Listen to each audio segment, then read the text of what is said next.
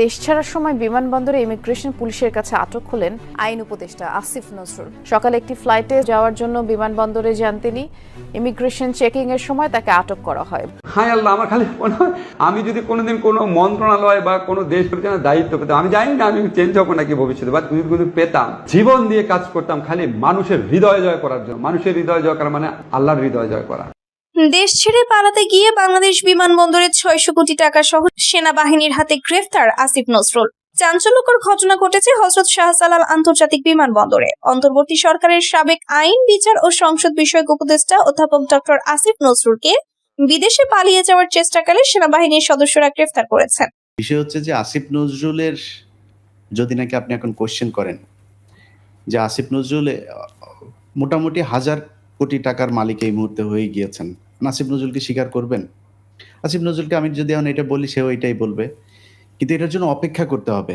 1000 কোটি টাকা পাচার করেছেন আসিফ নজরুল। তারই অবৈধ টাকার ক্যাশিয়ার ছিল তার স্ত্রী শিলা আহমেদ, এমন তথ্য আলোচনায় এসেছে জোরে সোরে। জুলাই হত্যা মামলার আসামিদের দ্রুত জামিন দেয়া নিয়েও সাবেক আইন উপদেষ্টাকে দায়ী করে ক্ষোভ ঝেড়েছেন ভুক্তভোগীরা। অন্যদিকে গণহত্যাকারীদের দ্রুত জামিন হলেও বিভিন্ন সময়ে গ্রেপ্তার করা হয় জুলাই যোদ্ধাদের। এই বিষয়টি নিয়েও আসিফ নজরুলের ওপর ক্ষুব্ধ ছিল ছাত্র জনতা। সাবেক তত্ত্বাবধায়ক সরকারের আইন উপদেষ্টা আসিফ নজরুল 5ই আগস্টে ছাত্র আন্দোলনের সময় খুবই সক্রিয় ভূমিকা পালন করে। তারপর তাকে তত্ত্বাবধায়ক সরকারের আইন উপদেষ্টা হিসেবে নিয়োগ দেওয়া হয়। তিনি নানান আলোচনায় সমালোচনায় বিতর্কে জড়ান। তারপর ছাত্ররা আবার তার বিরুদ্ধে আন্দোলন গড়ে তোলে। বিগত 2 বছর নানান দুর্নীতি, অনিয়ম, লুটপাটের অভিযোগ উঠে তার বিরুদ্ধে আলোচনা সমালোচনার জন্ম দেয়। তার পদত্যাগের দাবিতে ছাত্ররা রাজপথে নেমে আসে। তার পদত্যাগ দাবি করে ছাত্ররা এবং তার বিরুদ্ধে নানান দুর্নীতি, অনিয়ম, লুটপাটের অভিযোগ উঠে।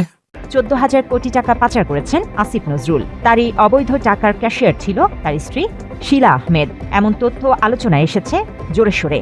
জুলাই হত্যা মামলার আসামিদের দ্রুত জামিন দেয়া নিয়েও সাবেক আইন উপদেষ্টাকে দায়ী করে ক্ষোভ ঝেড়েছেন ভুক্তভোগীরা। অন্যদিকে গণহত্যাকারীদের দ্রুত জামিন হলেও বিভিন্ন সময়ে গ্রেপ্তার করা হয় জুলাই যোদ্ধাদের। এই বিষয়টি নিয়েও আসিফ নজরুলের ওপর ক্ষুব্ধ ছিল ছাত্র জনতা। একইভাবে জুলাইয়ের অন্যতম শীর্ষ নেতা ও ভারতীয় আগ্রাসন বিরোধী ইনকিলাব মঞ্চের মুখপাত্র শহীদ শরীফ ওসমান বিন হাদির হত্যাকারীদের গ্রেপ্তার করতে না পারায় আসিফ নজরুলকে দায়ী করেছেন সাধারণ মানুষ। ছেড়ে পালাতে গিয়ে বাংলাদেশ বিমানবন্দরে 600 কোটি টাকা সহ সেনাবাহিনীর হাতে গ্রেফতার আসিফ নজরুল। চাঞ্চল্যকর ঘটনা ঘটেছে হযরত শাহজালাল আন্তর্জাতিক বিমানবন্দরে। অন্তর্বর্তী সরকারের সাবেক আইন, বিচার ও সংসদ বিষয়ক উপদেষ্টা অধ্যাপক ডক্টর আসিফ নজরুলকে বিদেশে পালিয়ে যাওয়ার চেষ্টাকালে সেনাবাহিনীর সদস্যরা গ্রেফতার করেছেন। তার সঙ্গে থাকা লাগেজ থেকে প্রায় 600 কোটি টাকা মূল্যের নগদ অর্থ, সোনা, অলংকার এবং বিদেশি মুদ্রা উদ্ধার করা হয়েছে বলে সূত্র জানিয়েছে। এই ঘটনা দেশজুড়ে তোলপাড় সৃষ্টি করেছে। সূত্রমতে গতকাল রাত 10:30টার দিকে আসিফ নজরুল একটি প্রাইভেট জেটের টিকিট কেটে দুবাইয়ের উদ্দেশ্যে রওনা হওয়ার চেষ্টা করেন। বিমানবন্দরের ভিআইপি লাউঞ্জে তার লাগেজ চেকিং এর সময় সন্দেহজনক আচরণ দেখে বিমান বাহিনীর নিরাপত্তা কর্মীরা তাকে আটক করেন। পরবর্তী তল্লাশিতে তার সঙ্গে থাকা বিশেষভাবে তৈরি সুটকেস থেকে বিপুল পরিমাণ অর্থ উদ্ধার হয়। এর মধ্যে নগদ টাকা, ডলার, ইউরো এবং সোনার বার রয়েছে বলে জানা গেছে। প্রাথমিক অনুমানে এসবের মূল্য 600 কোটি টাকার কাছাকাছি। বিষয় হচ্ছে যে আসিফ নজরুলের যদি নাকি আপনি এখন কোশ্চেন করেন যে আসিফ নজরুল মোটামুটি 1000 কোটি টাকার মালিক এই মুহূর্তে হয়ে গিয়েছেন, আসিফ নজরুলকে স্বীকার করবেন? আসিফ নজরুলকে আমি যদি এখন এটা বলি সেও এটাই বলবে, কিন্তু এটার জন্য অপেক্ষা করতে হবে।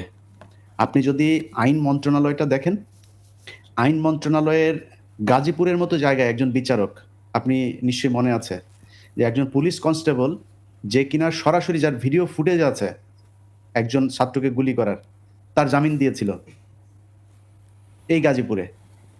তিনি দিয়েছেন, তার নিজের সুপারিশে তাকে ওইখানে বসানো হয়েছে। আপনি পুরো আইন মন্ত্রণালয়টা যদি দেখেন। আর আসিফ নজরুল আসলে কে, এটা নিয়ে আমি আরও একটা কাজ করছি। ওইখানে এই গেল 7-8 মাসে আসিফ নজরুল কি কি করেছেন, কোথায় কোথায় ধান্দাবাজি করেছেন, সেগুলো নিয়ে ওই প্রোগ্রামটা যাবে। ওইখানে আপনি জবাব পেয়ে যাবেন যে আসিফ নজরুল আসলে কাদের লোক, আসিফ নজরুল কি করছে।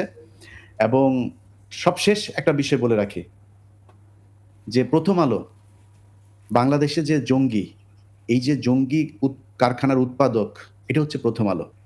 আজকে 7 মাস হয়েছে বাংলাদেশে কোনো জঙ্গি নাই, কোনো গ্রেনেড হামলাও হয় না, উদিচির হামলাও হয় না, সায়নটে হয় না, বটমূল্য হয় না, কোথাও হয় না। মানুষের প্রতিদিনই গ্যাদারিং। কিন্তু ইলিয়াস, এদিকে তো হিজবুত তাহরির ঢাকায় মার্চ ফর খেলাফত করেছে।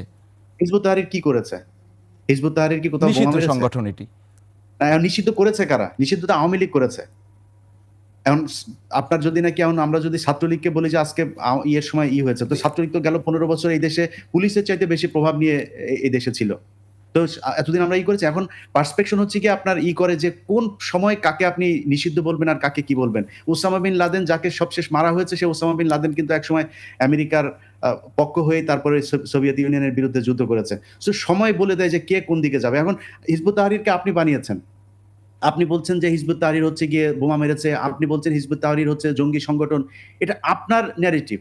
এখন এই ন্যারেটিভটা যে সত্য সেটা তো আমাদের এখন জানতে হবে যে হিজবুত তাহরির আসলে কি করে। হিজবুত তাহরির গত 5 তারিখের পর থেকে যতগুলো ঘটনায় আপনি দেখেন তো, কোথায় তারা অস্ত্র নিয়ে এসছে, কোথায় তারা বোমা মেরেছে, কোথায় তারা কারো গলা কেটেছে, কোথায় তরবারি নিয়ে এসছে নাকি? আসে নাই তো। তো আমাদের জানতে হবে হিজবুত তাহরির আসলে কি। আমি মনে করি তাদেরকে যে ব্যান করা হয়েছে, নিষিদ্ধ ঘোষিত করা হয়েছে, আমি মনে করি এটা সরানো উচিত।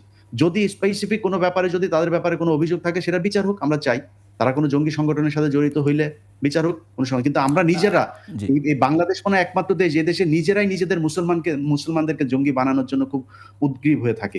উনি একেবারে মানে এমন মিথ্যা কথা বলছে, আমার বিশেষ করে আমি তো নিজেও টিচার মানুষ, টিচাররা তো একটু মিথ্যা কথা একটু কম বলে। 2টা প্লেয়ার কোমাতে চলে গেছিল, 4-5 দিন ধরে কোথায় বলে হারাই গেছিল। বাংলাদেশের বিশ্বকাপ খেলা নিয়ে যে জল খোলা হয়েছিল তা গড়িয়েছে বহুদূর। বাংলাদেশ ভারতে গিয়ে বিশ্বকাপ খেলবে না তা এক কথায় পরিষ্কার করে দিয়েছিলেন তৎকালীন ক্রীড়া উপদেষ্টা আসিফ নজরুল। এরপর ক্রিকেটারদের সাথে বৈঠকে বসেন আসিফ নজরুল। বৈঠকের পর সাংবাদিকদের এক কথায় জানিয়েছিলেন বাংলাদেশ ভারতে বিশ্বকাপ খেলবে না এবং এই সিদ্ধান্তটি নাকি পুরোপুরি সরকারের। আসিফ নজরুল স্যার আইন উপদেষ্টা নিয়োগের পর থেকেই নানান কর্মকাণ্ডে আলোচনা সমালোচনায় থাকেন তিনি তার বিরুদ্ধে দুর্নীতি তুলে ধরেছে ছাত্ররা। চেষ্টা থাকাকালীন নানান অনিয়ম করছে। প্রিয় দর্শক, সম্পূর্ণ ভিডিওটি দেখার জন্য আপনাকে ধন্যবাদ।